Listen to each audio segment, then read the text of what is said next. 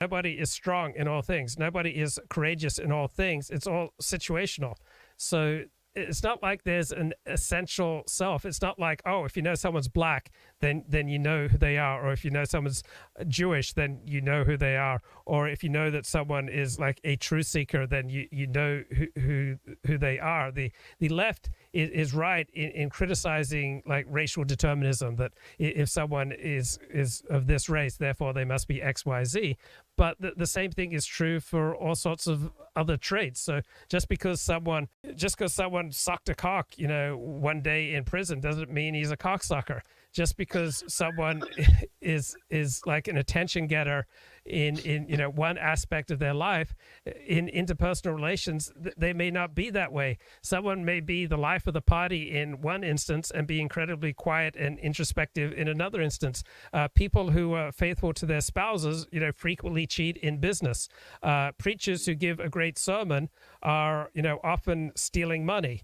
Rabbis who are, great community leaders, on the side might be diddling some kid. Like, people are incredibly complicated. There's not like some true essence of anyone, because who we are is reflected in the people that we interact with and the situations that we find ourselves. Of course, there is a genetic basis to who we are, and genetics and inform, I think it's safe to say, our personality generally, but there are environmental factors which also make us who we are. So I would say who we are as individuals is a mixture of nature and nurture.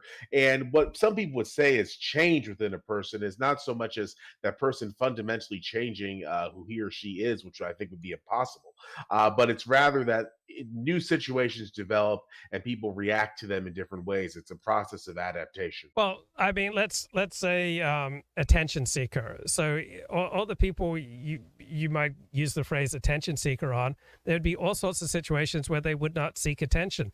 Or if let's say you say, oh, this person is outgoing, they're going to be, they study this and they find that people who are quote unquote outgoing, that's only true like 60% of the time. 40% of the time, they're introverts. So someone you think is honest. These traits are only domain specific. So let's say you have an accountant who's honest in how he does his job.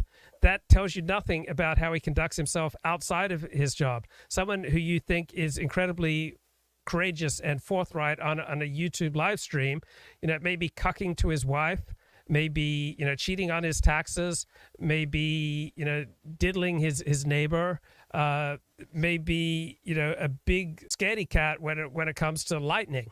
So there are no traits that are universal. And from Clemens again, do you have any predictions on the upcoming elections in Israel? Netanyahu and his right wing allies seem to be able to possibly regain a majority. That's the impression I get. I would say that it seems more likely than not at this point. That's obviously Israeli politics are very complicated and they have a unique system that's almost impossible to explain. But it's a unique electoral system, I mean.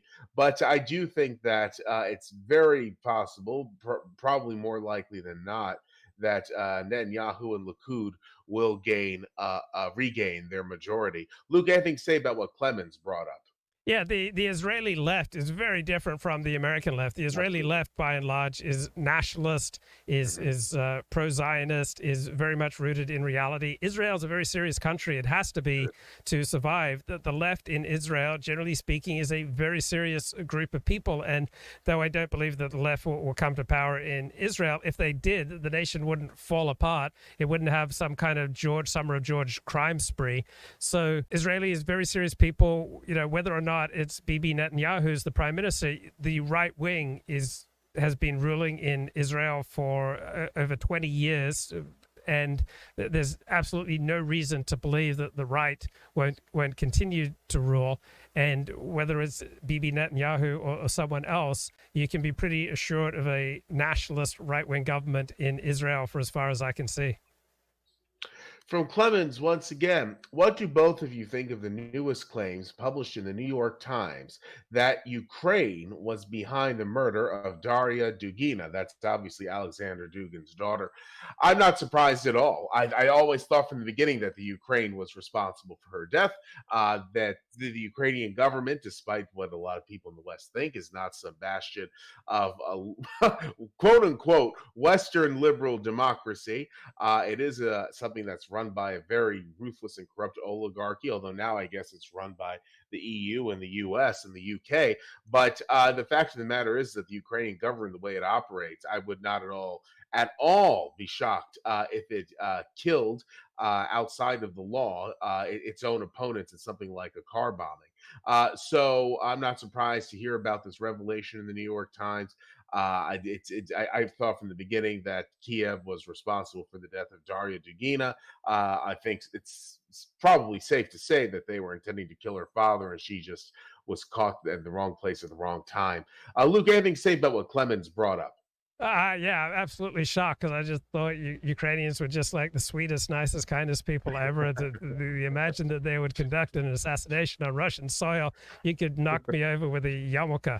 I think what's interesting, Steve Saylor made this point that the deep state released this information because what they're really talking about is the Nord Stream pipeline. So, yeah, I mean, I'm sure it makes sense that Ukraine assassinated Daria Dugina, but what's primarily on their mind is the Ukrainian interference with the Nord Stream pipeline. And even though the West is by and large united behind Ukraine, they don't want them leading into World War III. So there's plenty of concern among powerful people in the United States and Europe that Ukraine stays in line. And from Clemens, once more, have you heard of the newest LARP called MAGA communism? Yes, I have. It's sort of like a nationalistic form of Bolshevism, as so far as I could tell. There is a voice for it online. I have more respect for these people than I have for the woke left, infinitely more respect. It kind of reminds me of East Germany a lot, because in East Germany, you had a fundamentally conservative on social issues communist government. And the MAGA communists remind me that the thing of it is that you can't really do East German socially conservative communism in the US of today because East German socially conservative communism was meant to conserve Prussian identity. And today, as I said, America has no common culture, no common identity, no common language. Nationalism is not inherently right wing or left wing. You could have, a nationalist communist state or a nationalist free market state or everything in between, just like there's no inherent left or right wing tendency to Christianity or to Judaism or to nationalism. Why do Jews and Muslims have a spine, but Christians have this spineless niceness to them? What makes Christianity so weak compared to the other two? I think praying for Jesus, rapture, and Trump is just a cope and cowardly. Your thoughts? I 100% agree that praying for Jesus, rapture, and Trump is a cope and cowardly. It's not surprising, though, because as I was saying before, when one gets to the point of talking about God and politics in one's country, it's an act of despair.